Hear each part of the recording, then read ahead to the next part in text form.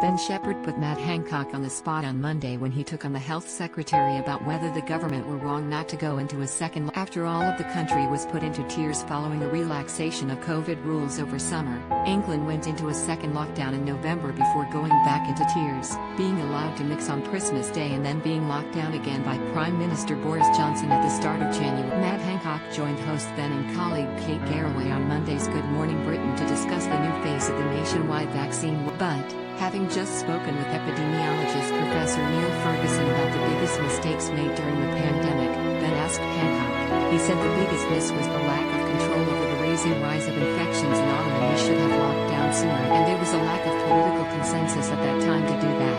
Do you agree with that? Do you think that has been the biggest miss? And is there political consensus now with the strategy getting out of this lockdown so we don't have to go in again? The health secretary replied, "The goal is of course to come out safely in a sustainable way so that we don't have to go in again." Interrupting and pushing him for an answer on his original question, presenter Ben asked, "Was Professor Ferguson correct? Was that the biggest miss?" Hancock responded, "What I care about is getting things right for the future, so this week we'll be having the discussions, the final discussions as to the roadmap that's set out that the Prime Minister is going." Kate then jumped in, "You did imply that you were one of those that did want the lockdown, and if people had listened to you and Boris Johnson it might have been. So will you get your way this time with more caution? Will you be able to control it more? As it looks like those who argued against you turned out to be wrong." Hancock told her, "We've got to learn from what's happened and make the best judgments we can in the circumstance. The difference this time is that we have this vaccine program that has gone so successfully.